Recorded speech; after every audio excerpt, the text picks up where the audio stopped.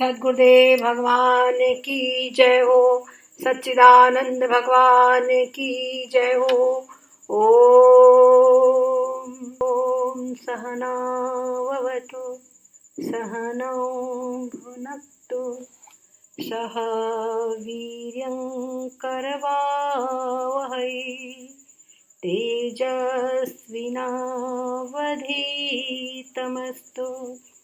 मा विद्विषावहै।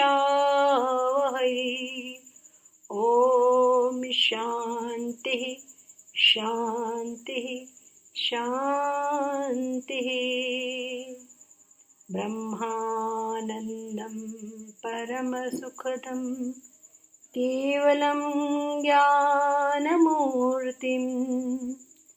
द्वन्द्वातीतं त्रिगुणरहितं सद्गुरुं तन्नमामि सद्गुरुं तन्नमामि। सद्गुरुदेव भगवान की जय हो। सच्चिदानंद भगवान की जय हो। बड़े ही हर्ष का विषय है, हमारी युवा पीढ़ी वेदांत में रुचि ले रही है। अक्सर ये देखा जाता है कि युवा लोग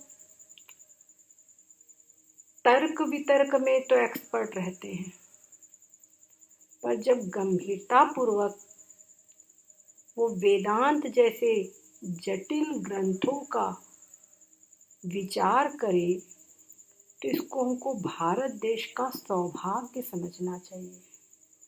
ऐसा लगता है भारत देश का भविष्य सुरक्षित हो रहा है और हमारे अनेक जिज्ञासु हमारे YouTube पर जो हमने विचार चंद्रोदय नामक वेदांत प्रक्रिया ग्रंथ का संपादन किया है, उसमें बहुत रुचि दिखाई है।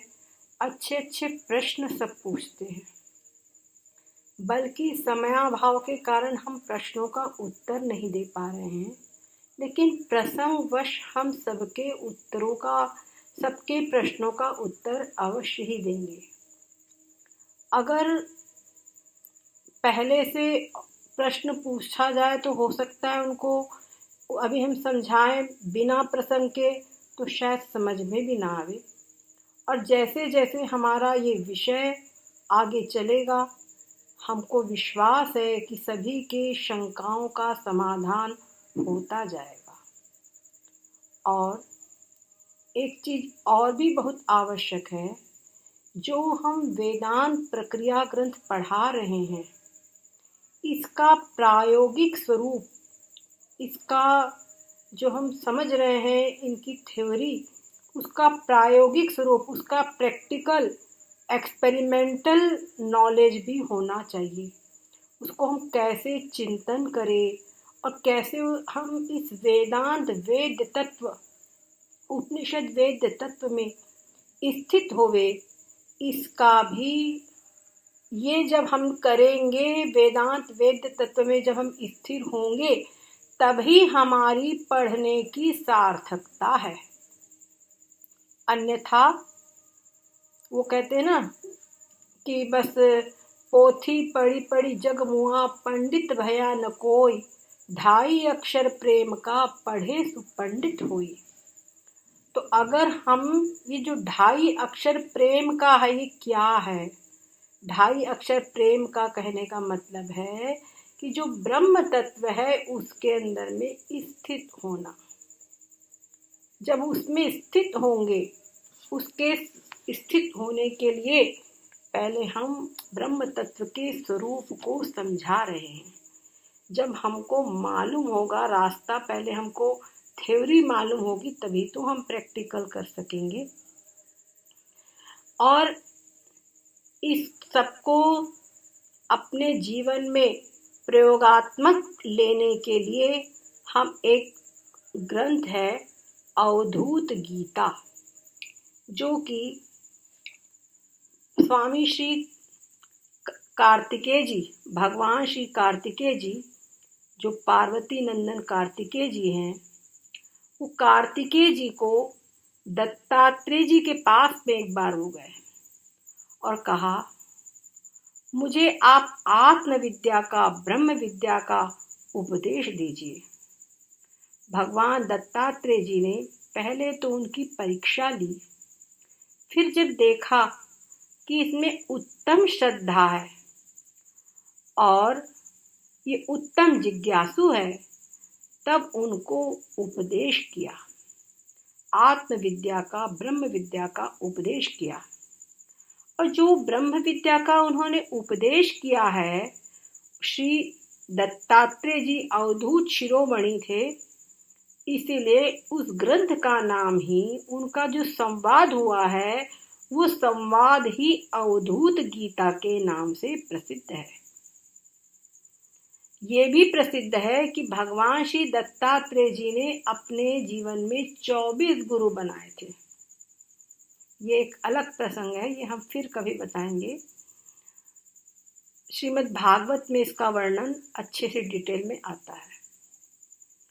तो भगवान दत्तात्रेय जी ने कार्तिकेय जी को जो उपदेश दिया है, वो अवधूत गीता ग्रंथ के नाम से जो प्रसिद्ध है, उसी का हम यहाँ पर संपादन करेंगे।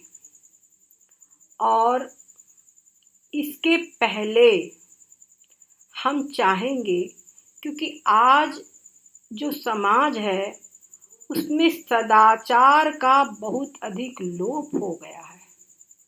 बहुत अच्छी बात है, आप लोग वेदांत समझ रहे हैं, पर हम ये नहीं चाहते कि हम वेदांत समझने के नाम पर कहीं पाखंडी हो जाए, कहीं हम पाखंडवाद को न अपना लें। कई लोगों में ये भ्रांति है कि जो इस तत्व को एक बार समझ लेता है, उसके लिए कोई नियम नहीं रह जाता, उसके लिए कोई शास्त्र विधि नहीं रह जाती, क्योंकि को विधि को निषेध, वो पूर्ण रूपेण मुक्त हो जाता है। सबसे पहले तो हम इसका अर्थ समझें। आप देखेंगे घर में जब बच्चा छोटा रहता है तो माता पिता उस पर बहुत प्रतिबंध लगाते हैं, बेटा ये मत जाओ, वहाँ मत जाओ, कहाँ पे जा रहे हो, कितने पैसे हैं, कहाँ खर्चा किया। 10 रुपए भी उसको दिया तो उसका बहुत हिसाब लिया जाता है। हमारे ज़माने में तो 10 पैसे और 5 पैसे दिए जाते थे तो पूछा जाता था इसका क्या किया। अब वैल्यू बढ़ गई है। लेकिन वही बच्चा जब बड़ा हो जाता है, तब माँ देखती है कि अब इसको अकल आ गई है, पिता देखते हैं कि अब इसको सारा धंधा पानी संभाल सकता है, तब बोलते जा तेरी जो इच्छा सो कर। क्या कहते हैं? जो तेरी इच्छा हो सो कर। तो वहाँ तेरी इच्छा जो हो सो कर, इसका मतलब ये तो नहीं है कि जाकर आग लगा दे, ये तो नहीं कि सारा धंधा बिजनेस जितना चौपट कर दे, नहीं, कतई नहीं। वहाँ पर माता पिता देखते हैं कि अभी बच्चा समझदार हो गया है, इसीलिए कह देते हैं कि जो तेरे को करना है सो कर। उसी प्रकार से श्रुति माता वो कहती हैं, मोरे प्रौढ़ तनय सम ज्ञानी, बालक सुत सम ज्ञान अमानी। जो अज्ञानी है वो मेरा बालक पुत्र की तरह है, छोटे बालक की तरह है, इसलिए करऊं सदा तिनकी रखवारी, जिमि बालक राखे महातारी। उसके ऊपर तो बालक को माँ जैसे रखती है, उसका रख रखाव करती है, पर साथ साथ में बहुत टोका टोकी होती है, ये नहीं करना, वहाँ नहीं जाना।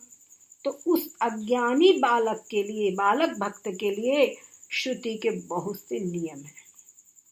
पर जब वही ज्ञानी हो जाता है, समझदार हो जाता है, तब कहते हैं तेरे को जो करना है सो कर।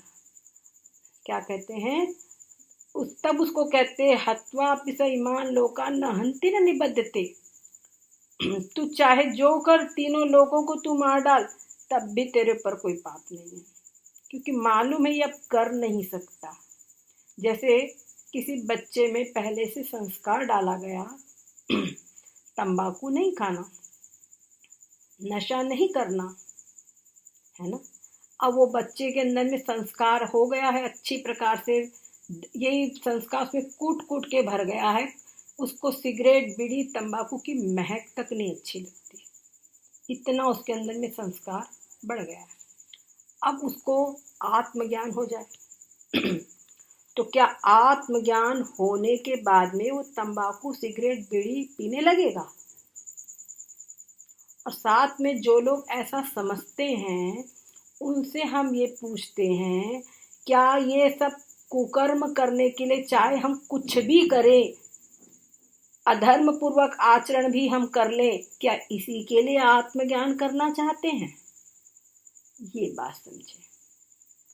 तो आत्मज्ञान का मतलब ये नहीं कि आत्मज्ञान के पश्चात हम अधर्म में पापाचरण में प्रवृत्त हो जाए। यहाँ श्रुति ने जो छूट दी है वो इतनी छूट इसीलिए दी है कि अब ये हमारा जिज्ञासु अधर्म पर नहीं जा सकता, अब ये कुशल है, अभी समझदार हो गया है। एक बार रामकृष्ण परमहंस ने किसी जिज्ञासु को उत्तर दिया था, अच्छे नाचने वाले के पांव ताल स्वर पर ही पड़ते हैं। तो ये जो जिज्ञासु है, जिसने धर्म का आचरण किया है, और वैसे भी कहा गया है जिसने समस्त वेदों का अध्ययन किया है और साधन चतुष्टय युक्त है, उसी का आत्मज्ञान में ब्रह्म ज्ञान में अधिकार है, वही उत्तम जिज्ञासु है। तो जो उत्तम जिज्ञासु है, जिसको पहले से ही इसके अंदर में इतना मतलब धर्म आचरण के संस्कार पूरे रहेंगे, तभी तो वो जितेंद्रिय आदि हो सकेगा। तो जितेंद्रिय जो है वो अधर्म का आचरण कैसे कर सकता है, ये बात समझिए।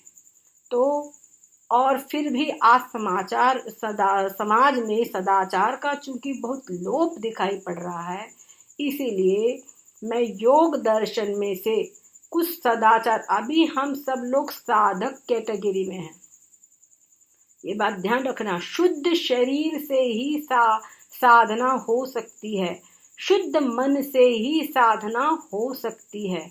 इसलिए शरीर और मन पूर्ण रूपेण शुद्ध होंगे, तभी ये आत्मविद्या हमारे अंदर में प्रकट होगी।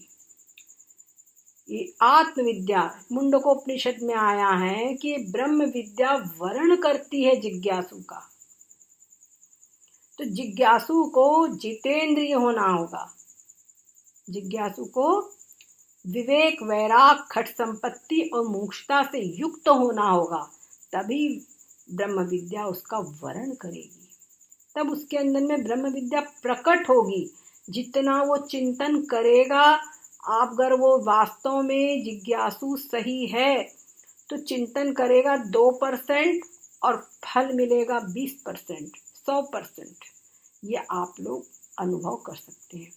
इसीलिए योग दर्शन में जो यम नियम आसन प्राणायाम प्रत्याहार धारणा ध्यान समाधि, ये 8 अंग जो बताए गए हैं, इनका अवश्य ही पालन करें। और ये जो आसन है प्राणायाम है, ये सब भी प्रारंभिक जिज्ञासु के लिए तो बहुत ही हेल्पफुल है। और आसन आदि से शरीर भी सही रहता है, जब स्वस्थ शरीर रहेगा तो चिंतन भी स्वस्थ रहेगा। इतनी बात हम आज आपको बता रहे हैं। और योग दर्शन में ये यम नियम आदि क्या है, इनको अवश्य ही पढ़ें, ठीक है। ये यम नियम को अवश्य ही जीवन में लेवे। यहाँ पे यम कहा गया है अहिंसा सत्य अस्तेय ब्रह्मचर्य और अपरिग्रह। क्या कोई ज्ञानी और वो चोरी करे, ये शोभा देगा? और ये हो ही नहीं सकेगा, ठीक है।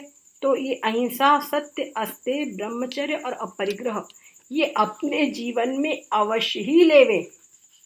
दूसरी चीज शौच, संतोष, तप, स्वाध्याय, ईश्वर प्रणिधान। ईश्वर प्रणिधान यानी ईश्वर की शरणागति। ईश्वर की शरणागति, यहाँ पर ईश्वर की शरणागति यानी इस प्रकार से कि हे भगवान, आपका जो पारमार्थिक स्वरूप है, जो सच्चिदानंद स्वरूप है, वो हमारे अंदर में प्रकट होवे, इसलिए आप हम पर कृपा करें। इस प्रकार से अपने इष्ट से उनकी शरण ग्रहण करें और उनसे प्रार्थना करें जो जिज्ञासु है। और शौच, आजकल इसका बहुत अभाव होता जा रहा है। शौच का अर्थ होता है साफ सफाई। प्रायः यहाँ पे शौच का मतलब है शौच आदि के बाद में मल मूत्र का विसर्जन करने के पश्चात में जल, मृत्तिका आदि के द्वारा में उन अंगों की सफाई करें, वस्त्र आदि की सफाई करें और स्नान करें। अगर सवेरे की अपेक्षा दोपहर आदि में भी अगर कोई निवृत्त होने जाते हैं तो उनको भी दोबारा स्नान करना चाहिए। अगर कोई रोगी है या वृद्ध है, बीमार है, या समझ लीजिए बहुत अधिक ठंड है, तो ऐसी स्थिति में भी कमर तक के स्नान करके या उष्ण जल से स्नान कर लें अथवा गीले वस्त्र करके पूरे शरीर को पोंछ लें। ये भी एक स्नान मान्य है। इस प्रकार से और शरीर को पूर्ण रूपेण शुद्ध रखें। जब शरीर पूर्ण रूपेण शुद्ध रहेगा तो सात्विकता अपने आप आएगी और मन शुद्ध रहेगा। मन तभी शुद्ध रहेगा, मन प्रसन्न रहेगा। भले आप किसी को हानि नहीं पहुंचाते हैं, जितेंद्रिय है, लेकिन मन में फ्रेशनेस भी तो होना चाहिए, तभी आपका चित्त किसी ध्यान आदि में लग पाएगा। तो आज इतनी बात जरूर से आप लोग ध्यान करें। इसके पश्चात में हम कल से जो अवधूत गीता का प्रथम श्लोक प्रारंभ करेंगे। सद्गुरुदेव भगवान की जय हो, सच्चिदानंद भगवान की जय हो। हरि ओम।